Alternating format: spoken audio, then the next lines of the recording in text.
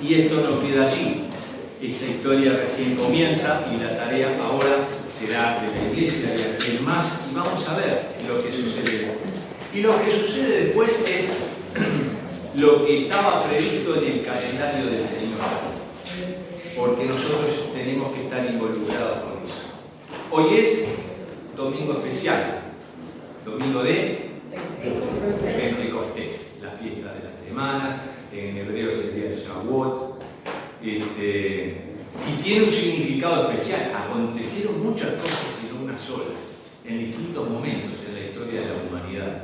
Y en todas ellas está involucrado Dios porque es parte del plan de Dios para nosotros. Cuando recién cantábamos, a ver, la estrofa 2 del himno, la noche oscura, el sol, la luna, las estaciones del año también. Cuando se habla de estaciones en la Biblia se está hablando de los tiempos del Señor, de las fiestas del Señor, y una de ellas es la fiesta del Pentecostés. Pente viene de 5, 7 semanas más un día. 7 por 7, 49, y un día más, 50. Acontecieron varias cosas importantes un día como ese. Es el término de la primera temporada de cosechas, la del trigo y la cebada, aquella que empezaba en ese mes que para el pueblo de Dios significaba el primer mes del año, el mes del Aviv. En ese mes ellos serían rescatados de la esclavitud en Egipto. Dios le dice a su pueblo, este será por primer mes del año. Los demás meses no tenían nombre, el segundo, el quinto, el séptimo, pero ese mes era especial, era el inicio de todo. Y era el inicio de que el pueblo de Dios reconquistaba su libertad e iba hacia la tierra prometida. El día 15 de ese mes se celebraría la primera Pascua, donde, ¿se acuerdan de aquel suceso?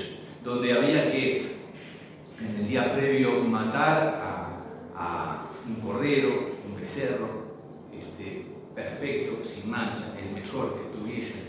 Había que pintar las casas de los israelitas, aún esclavos en Egipto, el dintel de sus casas con la sangre del cordero, y el ángel de la muerte no pasaría por allí, seguiría de largo. En la casa donde no estuviera esa sangre simbolizando lo que ya sabemos, luego sería la sangre de Cristo, donde no estuviera eso, la muerte se quedaría con los primogénitos.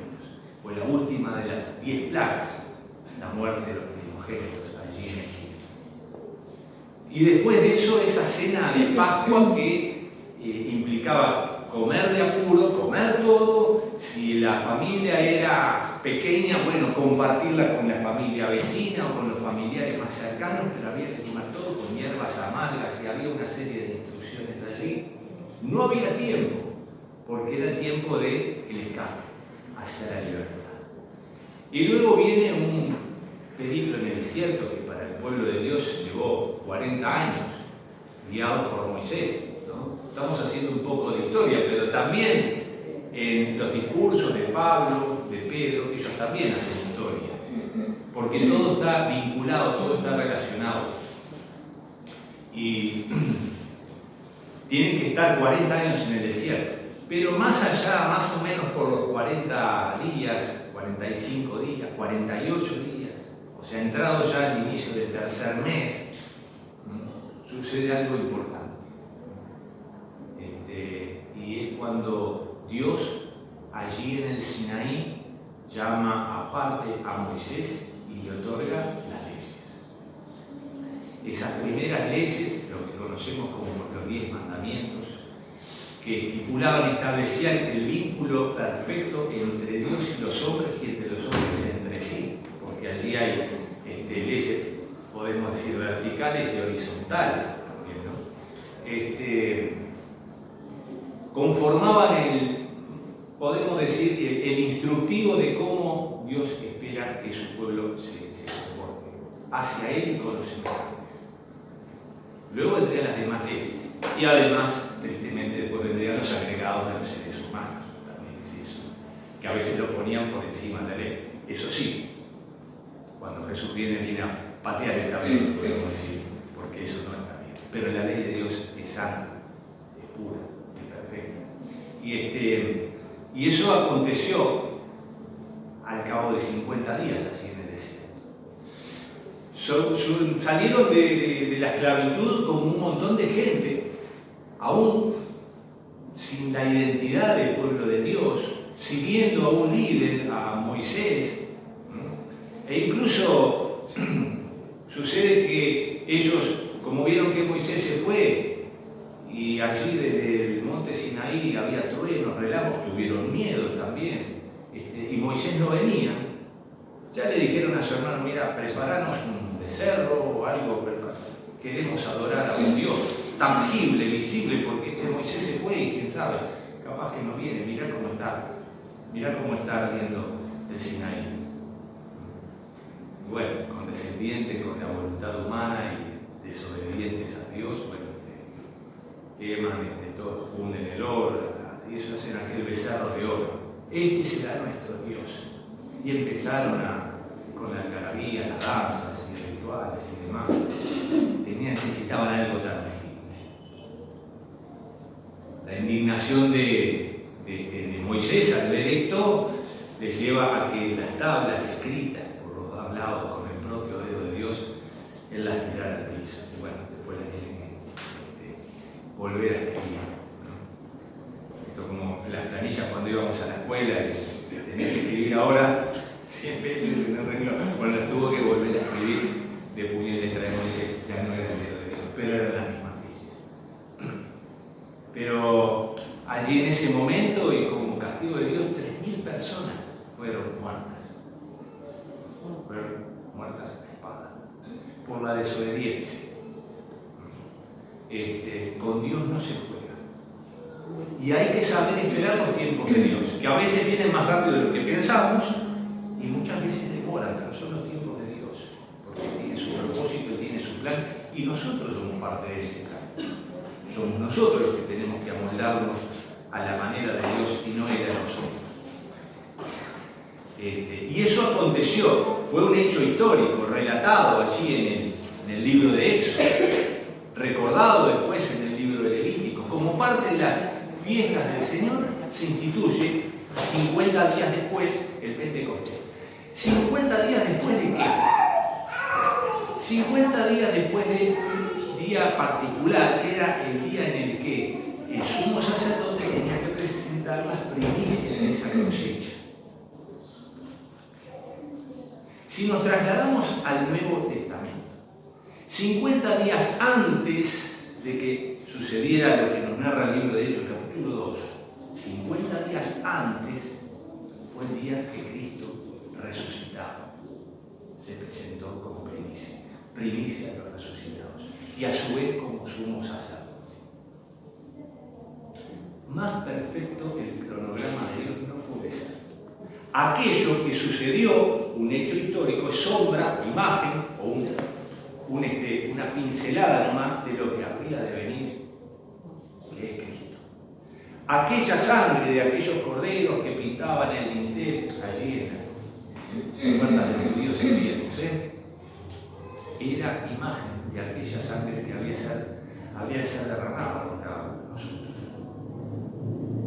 Aquel paso de la esclavitud a la tierra prometida es símbolo de la esclavitud que nosotros teníamos, con el pecado que nos apresaba, que nos tenía encadenados, y rotas las cadenas por Cristo Jesús, ahora somos libres para Él. Entonces, no es que cobra otro significado, sino que Pentecostés cobra el significado verdadero y aquello que tenemos que validar, porque la ley de Dios es preciosa, es símbolo de lo que habría de venir. Quien cumplió realmente la ley de Dios fue nuestro Señor Jesucristo. Y gracias a eso, que es justo, nuestro Padre Dios nos ve justos a nosotros, a través de la sangre de Cristo. Entonces Pentecostés cobra un significado muy especial, el verdadero significado. Allí nace un pueblo, el pueblo de Dios. Y no es que los judíos no fueran judíos antes de irse a la esclavitud, eran la casa de Abraham, pero como que reciben su identidad cuando tienen algo con que identificarse, la ley de Dios. Bueno, la iglesia estaba desde un principio en el corazón de Dios, pero como que recibe el poder, porque Jesús dice, recibiréis poder cuando haya venido sobre vosotros el Espíritu Santo, y entonces me seréis testigos. Entonces allí cobra realidad con los pies sobre la tierra la tarea de la iglesia. Ya había anticipo, ¿no? Cuando los discípulos de Jesús de 2 en 2 iban empoderados por el Señor Jesucristo, iban de pueblo en pueblo, de aldea en aldea, y ellos mismos se maravillaban, ¿no? De que aún no se les podía resistir ni los demonios, de que habían hecho milagros, ¿no? Y que predicaban el reino.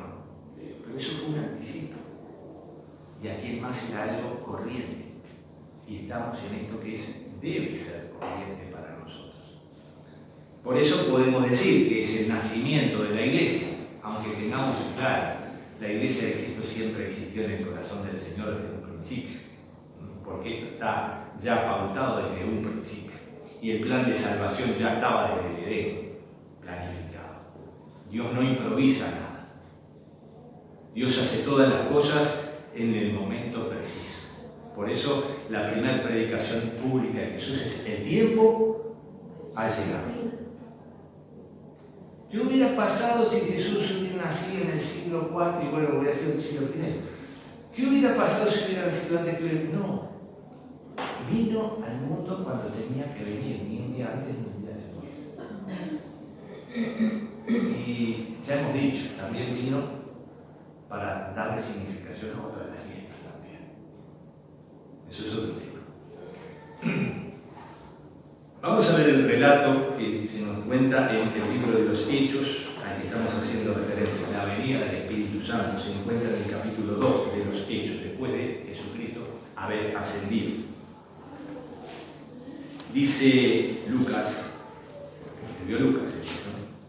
Cuando llegó el día de Pentecostés estaban todos unánimes, juntos, y de repente vino del cielo un estruendo como de un viento recio que soplaba, el cual llenó toda la casa donde estaban sentados. Y se les aparecieron lenguas repartidas como de fuego, asentándose sobre cada uno de ellos. Y fueron todos llenos del Espíritu Santo y comenzaron a hablar en otras lenguas según el Espíritu les daba que hablasen. Moraban entonces en Jerusalén judíos, varones piadosos, de todas las naciones bajo el cielo. Y hecho este estruendo se juntó la multitud, y estaban confusos porque cada uno les oía hablar en su propia lengua. Y estaban atónitos y maravillados, diciendo: mirad, ¿no son galileos todos estos que hablan?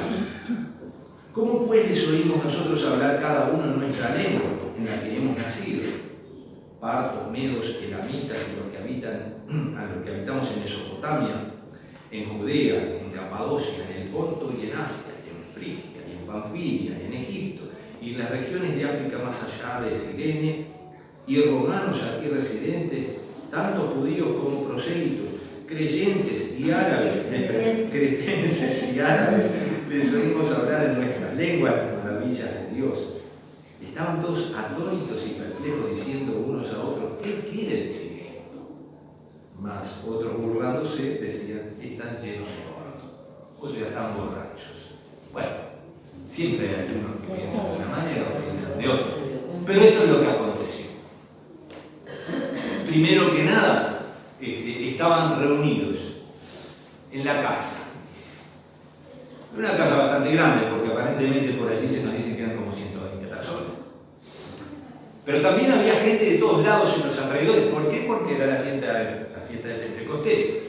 3 fiestas durante el año motivaban a que la gente fuera a Jerusalén. Era la fiesta de los panes sin levadura, que iniciaba con la Pascua. 50 días después, la fiesta de Pentecostés. Y como 6 meses después, la fiesta de los tabernáculos. Eran fiestas infaltables, ¿no? Había que ir. Y había otros que por curiosidad también iban, ¿no? Como hay gente que va a curiosear y a regocijarse también desde afuera. Había gente de todos lados. Ahora sí digo, creyentes y no creyentes. Había judíos prosélitos, judíos que habían sido conversos al judaísmo. Había de todas las naciones, por supuesto que había romanos, porque porque eso era territorio romano también, había de todos lados. Cada uno hablaba su lengua. Poco y nada se entendería, por señas a veces.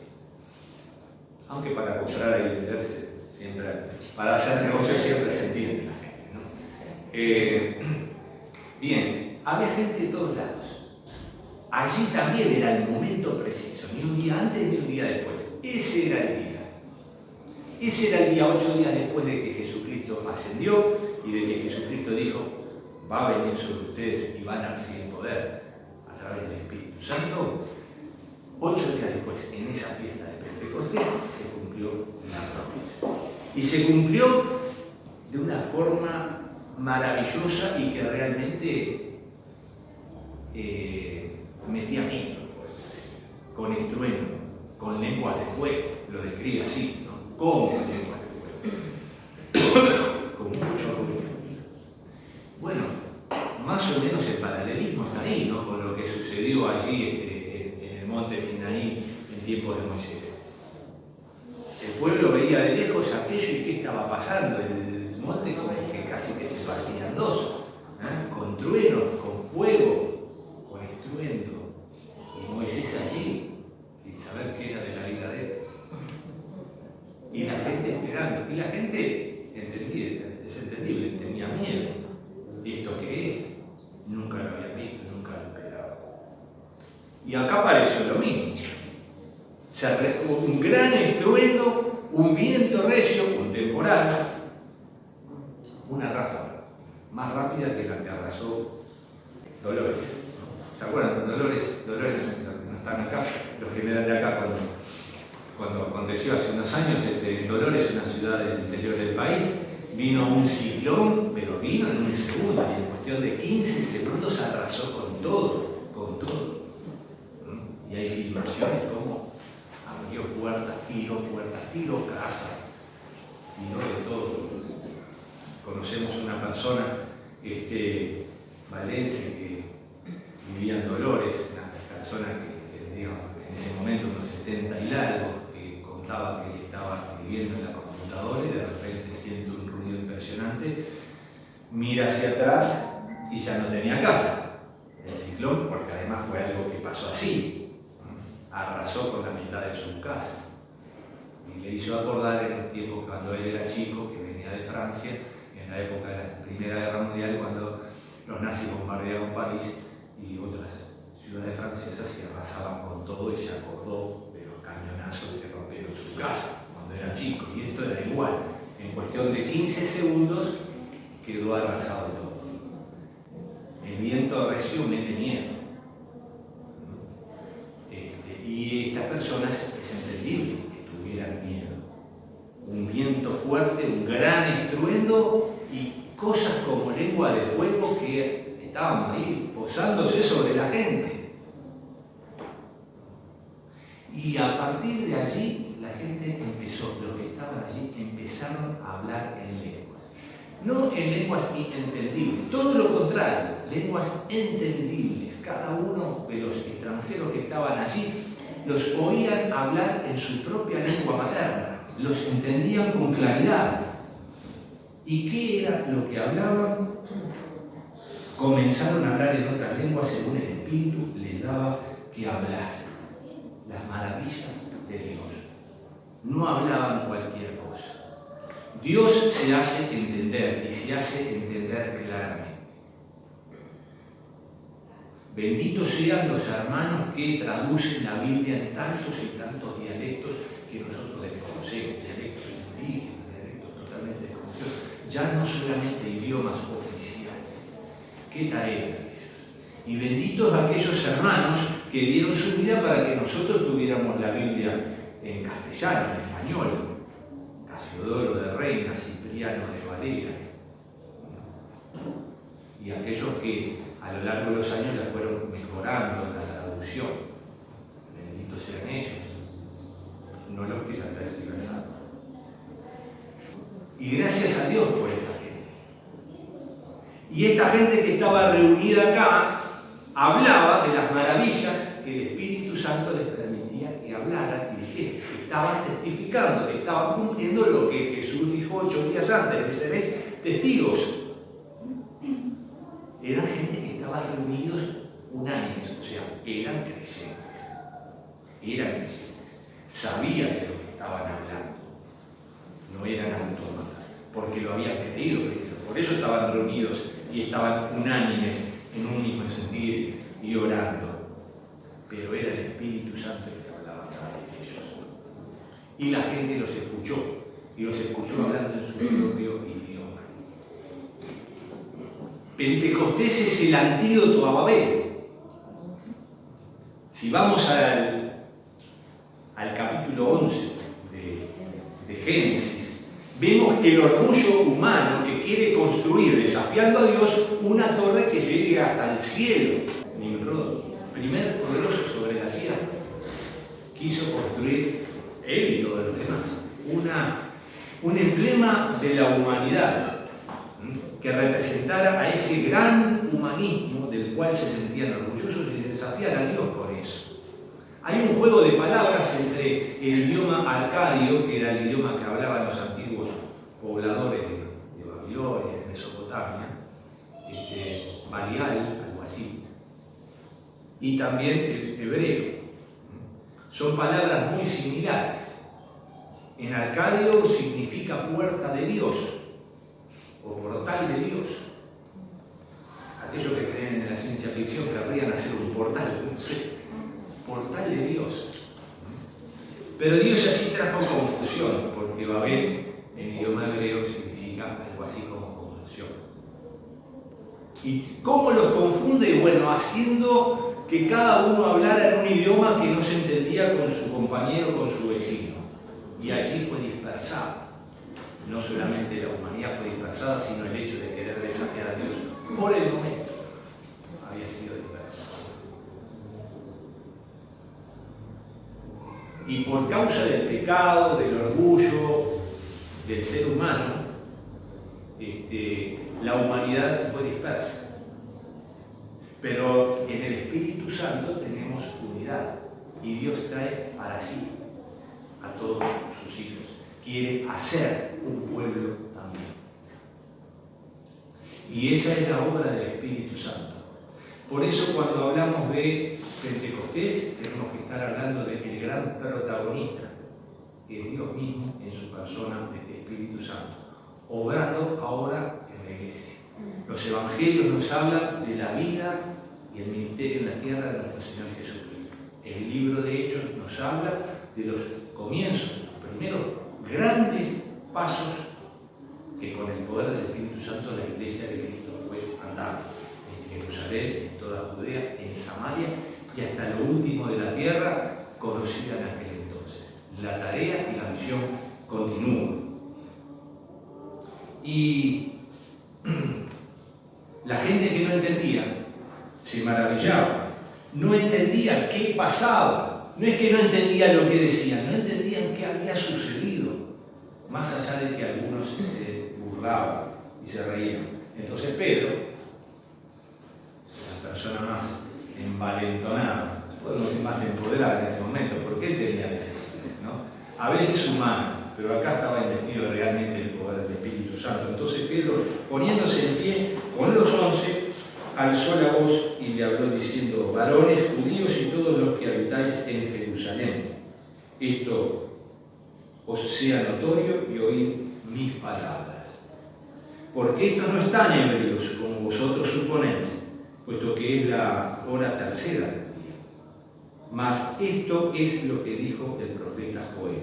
En los postreros días, dice Dios, derramaré de mi espíritu sobre toda carne, y vuestros hijos y vuestras hijas profetizarán, vuestros jóvenes verán visiones, y vuestros ancianos soñarán sueños, y de cierto sobre mis siervos y mis siervas en aquellos días derramaré de mi espíritu, y profetizarán.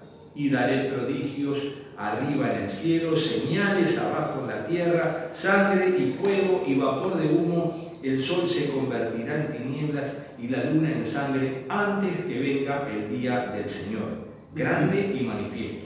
Y todo aquel que invocare el nombre del Señor será salvo. Esto es lo que cita el capítulo 3 del profeta Joel. Joel es, creo que el primero, cronológicamente, que que se aventura a hablar sobre el día del Señor, grande y terrible. Y Pedro lo cita acá. Porque eso que profetizó muchos siglos antes, 800 años antes, Joel, es lo que ahora estaba aconteciendo. Profetizar. Hablarán de las maravillas. Profetizar no es predecir el futuro, no es tener la bola de cristal y decir lo que va a pasar mañana, sino que es hablar con poder de las cosas de Dios. Y esta gente estaba siendo empoderada por el Espíritu Santo para hablar las cosas de Dios, las maravillas de Dios. Y mucha gente va a creer. Y todo aquel que invocare el nombre del Señor será salvo. Y eso no es una receta mágica. Invocar el nombre del Señor es reconocer el señorío de Jesucristo en nuestra vida. Varones israelitas, oíd estas palabras. Jesús Nazareno, y acá viene el vínculo entre aquello que había dicho siglos antes, Joel, y lo que estaba aconteciendo ahora. El vínculo es nuestro Señor Jesucristo. Oíd estas palabras. Jesús Nazareno, varón aprobado por Dios y entre vosotros con las maravillas, prodigios y señales que Dios hizo entre vosotros, por medio de él, como vosotros mismos. Sabéis, a este entregado por el determinado consejo y anticipado conocimiento de Dios, prendisteis y matasteis por manos de inicuos, crucificándole, al cual Dios levantó y suelto de los dolores de la muerte, por cuanto era imposible que fuese retenido por ella, porque lo que dice de él, veía al Señor siempre delante de mí, porque esta mi diestra no seré conmovido, por lo cual mi corazón se alegró y se gozó mi lengua, y aún mi carne descansará en esperanza, porque no dejarás mi alma en el Hades, ni permitirás que tu santo vea corrupción. Me hiciste conocer los caminos de la vida, me llenarás de gozo con tu presencia. Cita al Salmo. Varones hermanos, se os puede decir libremente que del patriarca David, que murió y fue sepultado, y su sepulcro está con nosotros hasta el día de hoy. Pero siendo profeta y sabiendo que con juramento Dios le había jurado que su descendencia en cuanto a la carne levantaría al Cristo para que se sentase en su trono, viéndolo antes, habló de la resurrección de Cristo, que su alma no fue dejada en el Hades, ni su carne vio corrupción. A este Jesús resucitó Dios, de lo cual todos nosotros somos testigos. Así que, exaltado por la diestra de Dios y habiendo recibido del Padre la promesa del Espíritu Santo, ha derramado esto que vosotros veis y oís. Porque David no subió al cielo, pero él mismo dijo el Señor a mi Señor, siéntate a mi diestra hasta que ponga tus enemigos por estrado de tus pies. Sepa pues ciertamente toda la casa de Israel que a este Jesús, a quien vosotros crucificasteis, Dios le ha hecho Señor y Cristo. Al oír esto se compungieron de corazón y dijeron a Pedro y a los otros apóstoles: varones hermanos, ¿qué haremos? Pedro les dijo: arrepentíos y bautícese cada uno de vosotros en el nombre de Jesucristo para perdón de los pecados, y recibiréis el don del Espíritu Santo. Porque para vosotros es la promesa, y para vuestros hijos y para todos los que están lejos, para cuantos el Señor nuestro Dios llamare. Y con otras muchas palabras testificaba y les exhortaba diciendo: sed salvos de esta perversa generación. Así que los que recibieron su palabra fueron bautizados, y se añadieron aquel día como 3.000 personas. ¿Les suena ese número? 3.000 personas. 3.000 personas habían sido muertas por la infidelidad a Dios allí en aquel evento en el desierto. Hoy se añadieron 3.000 personas. 3.000 personas que perseveraban en la doctrina de los apóstoles, en la comunión unos con otros y en el partimiento del pan y en las oraciones. Dios restaura, Dios hace nuevas todas las cosas. Jesucristo en el Apocalipsis dice: he aquí yo hago nuevas todas las cosas. Dios restauró un pueblo rebelde, Dios nos restauró a nosotros, que estábamos muertos en nuestros delitos y pecados, y nos dio una nueva vida. Cristo Jesús. Los planes de Dios son perfectos, no quedan por la mitad. Y qué bueno que nosotros somos parte del plan de Dios. El día de Pentecostés es un día de celebración y está muy claro las enseñanzas a través del apóstol Pablo a los Corintios. Primera de Corintios capítulo 12 nos va a estar diciendo del repartir de dones. Desde el versículo 7 al 11. Pero a cada uno le es dada la manifestación del Espíritu para provecho. Porque a este es dado por el Espíritu palabra de sabiduría, a otro palabra de ciencia, según el mismo Espíritu, a otro fe por el mismo Espíritu, y a otro dones de sanidades por el mismo Espíritu, a otro el hacer milagros, a otro profecía, a otro discernimiento de espíritus, a otros diversos géneros de lengua y a otros interpretación de lengua. Pero todas estas cosas las hace uno y el mismo Espíritu, repartiendo a cada uno en particular como Él quiere. Porque así como el cuerpo es uno y tiene muchos miembros, pero todos los miembros del cuerpo, siendo muchos son un solo cuerpo, así también Cristo. Cristo no está dividido, y esto es una unidad de la Iglesia de Cristo, llámese bautista, pentecostal, menonita, o tantas otras denominaciones. Algunos tenemos más énfasis, nos gusta cantar himnos y a otros corintios, a nosotros las dos cosas. A otros no les gusta cantar. Unos hablan más de la palabra, otros hablan más cortito.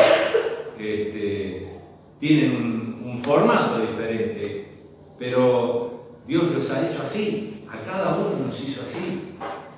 Y yo me alegro, he visitado muchas congregaciones de muchas denominaciones. En una me sentí más cómodo, en otras menos cómodo, pero estaba alegre de estar con hermanos que yo no conocía de repente. Y aún dentro de los bautistas hay bautistas que son de una manera y otros de otra, depende de la ciudad, del barrio o de, yo qué sé, de idiosincrasia. Acá no hay distinción ni de raza, ni de nacionalidad. Somos un único pueblo. Tenemos un mismo espíritu que a uno le da un don, a otro le da otro don. Y todos son valiosos, todos tienen su función. El problema es cuando el que tiene un don quiere el don del otro, el don del vecino. Y cada uno, el que es mano, tiene que escribir, no tiene que caminar. Y el que es pie tiene que caminar, no tiene que escuchar. El oído está para... ¿Qué pasa, dice el apóstol Pablo, si todos fuéramos oídos? ¿Cómo iríamos? O si todos fuéramos vista. No, si todos somos oídos, oiríamos. ¿Cómo veríamos? ¿No?